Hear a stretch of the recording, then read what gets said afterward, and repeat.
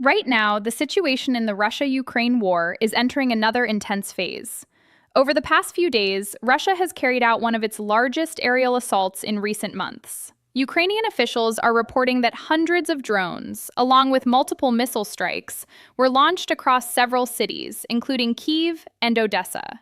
These attacks were not limited to military targets. Residential areas, energy infrastructure, and key urban zones were hit, leading to civilian casualties and widespread damage. Air defense systems in Ukraine were activated across multiple regions, and while a significant number of drones were intercepted, the sheer volume of the attack meant that several still got through. Local authorities have confirmed deaths and injuries, and emergency services have been working continuously to clear debris and respond to fires triggered by the strikes. At the same time, Ukraine has responded by targeting locations inside Russia. One of the key developments being reported is a strike on infrastructure linked to drone production in the Russian city of Taganrog. Ukrainian sources are indicating that this was part of a broader strategy to disrupt Russia's ability to manufacture and deploy drones at scale.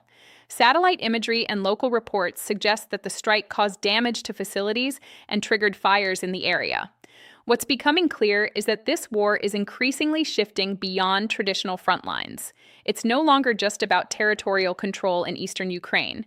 Both sides are now targeting infrastructure, logistics, and production capabilities. Drones are playing a central role in this phase of the conflict. Russia is using them in large, coordinated waves to overwhelm air defenses, while Ukraine is using long-range capabilities to strike back deeper into Russian territory. Another important detail is the pressure on Ukraine's air defense systems.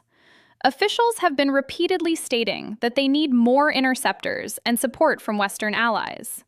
Systems like Patriot missiles are being used extensively, and there are concerns about how long current stockpiles can sustain this level of incoming attacks. This is leading to ongoing discussions between Ukraine and its allies about additional military aid and faster delivery timelines. From Russia's side, the continued scale of these attacks indicates that it still has the capacity to sustain high-volume drone and missile production. Analysts are pointing out that Russia has adapted its tactics, relying more on drones, which are cheaper and can be deployed in large numbers, making them harder to defend against. On the ground, fighting is still ongoing in eastern regions, particularly in areas like Donetsk. There are reports of continued pressure from Russian forces trying to push forward, although gains appear to be incremental and heavily contested. Ukrainian forces are holding defensive positions but are facing constant pressure. Another layer to this is the impact on infrastructure. Energy facilities have been repeatedly targeted, leading to power disruptions in multiple regions. This has a direct effect on civilians, especially in urban areas where electricity and heating systems are critical.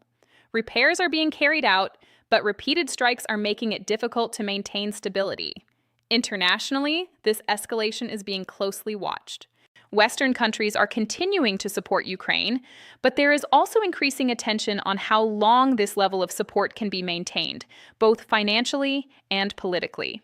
Sanctions on Russia remain in place, but the effectiveness of those sanctions in limiting Russia's war capabilities is still being debated. What stands out right now is the pattern. Large-scale drone attacks from Russia, followed by targeted retaliation from Ukraine inside Russian territory.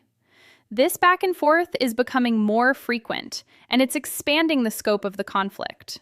The war is not slowing down.